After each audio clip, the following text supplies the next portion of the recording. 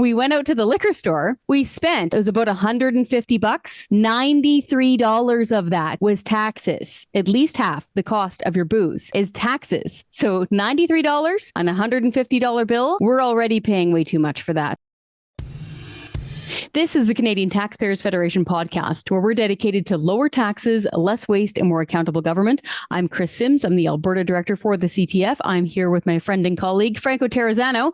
He's holding down the fort for us in Ottawa, where, Franco, you and I have been talking a lot the past few days. There's just a lot of bad news for taxpayers. Let's just rip off the Band-Aid. What's going on?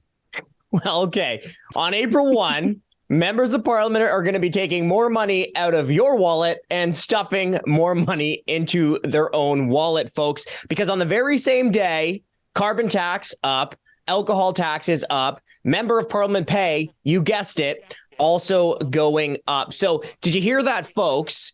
You are going to be paying higher taxes while your member of parliament will be taking higher pay. Now, speaking of the pay hike, this is a fact that just really sticks out to me. It's that Prime Minister Justin Trudeau will be taking an extra $31,400 after April's pay raise compared to the salary he was receiving pre-pandemic. Yeah, let's get into that in a minute. Let's get into taxes in a minute, because it's the pay hike that's bothering me the most. Tax hikes are terrible. But this is just so gross and so tone deaf, Franco. So let's get into this a little bit more. Can you explain to the listeners and viewers exactly what's happening with MP pay raises? Because it's all happening April 1st, but there's nothing really funny about it. Yeah, well, on April 1, members of parliament will take their fourth pay raise since the onset of the COVID-19 pandemic. The fourth pay raise, folks. So if I see one more press conference where a politician says, we're all in this together, I'm going to throw up. I'm going to be sick.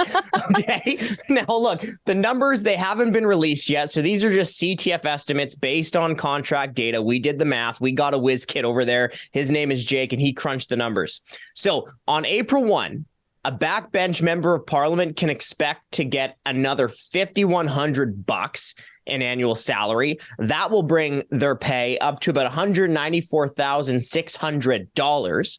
Ministers' pay will increase around $7,500. That'll bring a minister's salary up to about $287,400. And Mr. Trudeau, well, he'll be taking an extra $10,200 from taxpayers, which will bring his salary up to around $389,000 and a little bit more. So about $389,200.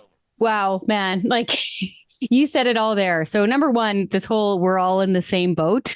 No, we're not. So politicians and their bureaucrats, right? We say this together on the phone. They're in some big taxpayer funded yacht, and the rest of us are just treading water. Like, it's just gross. 10 grand, 10 extra grand for the prime minister. I heard that right. Like, you sure did. That's more than we paid for our car.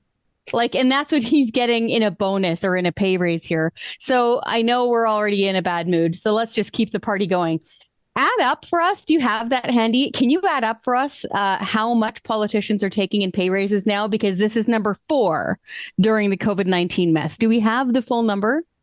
Oh, yeah, we sure do. Okay, so once April 1's pay raise kicks in, the pay raises in total since the beginning of the pandemic will be about an extra $15,700 for a backbencher, all the way up to an extra $31,400 for Trudeau. Okay, so in total, these pandemic pay raises for our politicians will range from $15,700 to $31,400. And you know what? I can't stress this enough. For doing the same job. You know, it's not like they're not doing anything more. Like, come on. You know, sometimes I'd wish they would do less, right? And let's not kid ourselves. Let's remember what pay raises are for. Pay raises are supposed to be for when you do a good job. But our politicians, they don't deserve a pay raise, not when their tax hikes and crazy spending are making your life unaffordable. So I have only two letters to describe what is going on here. BS. Now you'll probably hear from some members of parliament saying, whoa, what can we do? These are automatic pay raises by legislation, by law. They go up every single year. What in the world can we do? Well, your legislators, I'm sorry, but it's just like, I hate it when they do that. I hate it when they throw up their hands and say, well, what do we do? We're helpless. Yeah, I mean, there shouldn't be rocket appliances here. They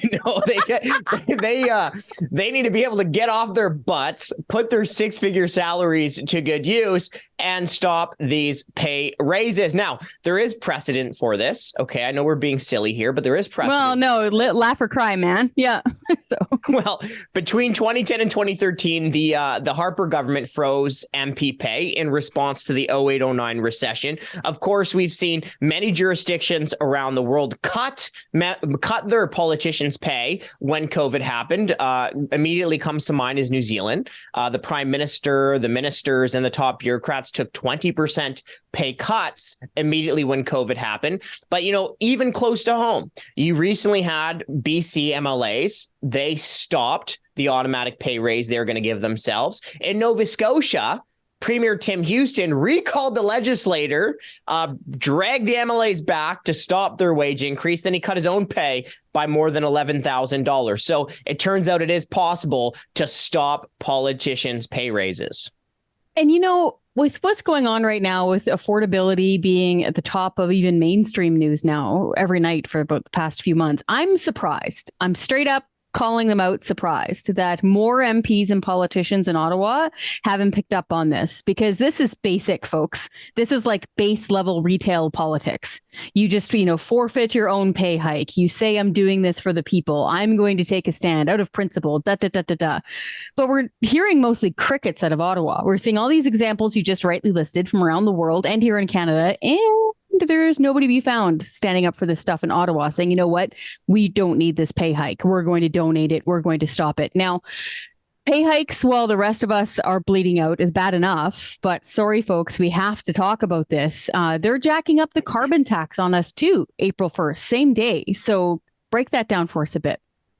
Yeah, the federal carbon tax going up April 1 to about 14 cents per liter of gasoline, about 12 cents per cubic meter of natural gas. So it'll cost you more to drive to work. It'll cost you more to heat your homes. The necessities. So that's going to be happening in 4 provinces. You got Alberta, Saskatchewan, Manitoba, Ontario. The Atlantic provinces will have to pay the federal government's mandatory minimum carbon tax rate, like Nova Scotia, PEI, Newfoundland, and Labrador. That'll kick in July 1.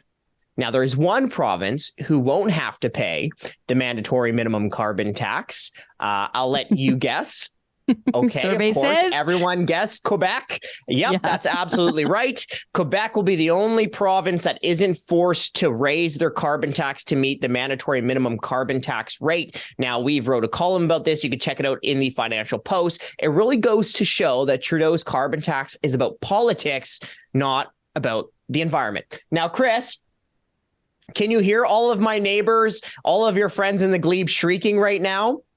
Yes, and Rockcliffe. They're yelling at you from Rockcliffe, too. I can hear them. But you get more than you pay in, right? Is that what they're saying? Yeah, I can hear it. What about the rebates? Well, folks, if you really think that the government can raise taxes, skim some off the top to pay for hundreds of new bureaucrats, then somehow make everyone better off with the rebates, then we've got some Ocean View property in Lethbridge to sell you, don't we, Simmer? Well, sure do. The parliamentary budget officer has made it very clear the carbon tax will cost the average household anywhere between $400 and $850, even after the rebate. So the government is using magic math. Yeah, they really are. It's gross. And just folks, that's like magic beans. They're not going to be able to give you more money than you pay in. So we're getting close to the end here, but we really need to finish hammering this home. Unfortunately, coming up July 1st, so later on this summer, Trudeau is bringing in a second carbon tax. So it's a form of government fuel regulation. Basically, what happens is it makes the cost of oil And so diesel and gasoline at the pumps cost you more. In British Columbia right now, they're the only province that has the second carbon tax, and it's roughly 16, 17-ish cents per liter extra for gasoline and diesel because it's an average price and it moves up and down. But we're going to be getting that here in Canada across the country as another form of mandatory minimum. And unfortunately, there's no rebate for that at all. So hang on to your wallets coming up this summer. And lastly, Franco, we have one more tax hike to tell people about. Yeah. Everyone, if all this drives you to drink, well, more bad news. Every time you go pick up that case of Keats to enjoy with the boys, or, pick up that bottle of Pinot to enjoy with your better half, or I don't know, maybe you just want to spice up that glass of Coke with some rum.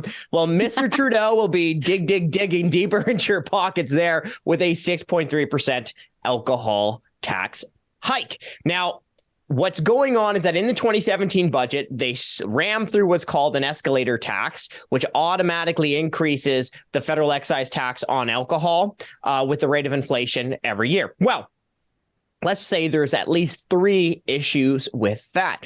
Number one, inflation is sky high right now, which means that the tax hike on April 1 will also be sky high, about 6.3%. Number two, it shows that little tax bills, tax increases over time become big tax bills, right? If you look after April's tax increase this year, well, if you compare to what the federal excise tax was when they first brought in the escalator, this escalator tax will have essentially increased by about 18% since it was first imposed in 2017. So that's a big tax hike. Obviously, it's coming in at a very bad time when people are struggling to afford everything in life right now. But number 3, and let's really just drive this point home, is that this tax increase is fundamentally anti-democratic, right? Yeah. Now, look, we know you pay more than enough tax. But if there's some politicians crawling around out there that think that you don't pay enough tax and they want to take more money from you, they should at least have the spine to vote on the tax increase in the House of Commons. But there is no vote in the House of Commons. They're allowing inflation to increase their tax take. That's undemocratic and it's wrong. It is. They should at least have the guts to stand up and put their money where their mouth is and say so. That, hey, I want you to pay more for this, and then explain why. And then they can face the wrath of the voters if we aren't happy with it. Yeah. To hammer this home, Franco, I think most of our listeners know by now, like your mom lives like a few meters away from me here in Lethbridge. And so, of course, folks, Franco came out here to visit for Christmas. So we actually can't stop working. It's like not possible. So we went out to the liquor store and we bought, what did we buy? We bought like a big bottle of vodka. I think we bought 2 bottles of wine. And what did we buy? Like a couple cases of beer. Yeah. And so I grabbed the pickup truck. It was really fun. We did a bit out in the parking lot of the liquor store. We spent at the till, it was about $150. Folks, $93 of that was taxes. Yes, about half, at least half the cost of your booze is taxes. So $93 on a $150 bill, we're already paying way too much for that. So if you're hopping mad about this, listening to this, don't just sit there and fume. Take that anger, channel it into something productive. Send an email to your member of parliament and tell them to scrap these MP pay hikes and scrap these tax hikes.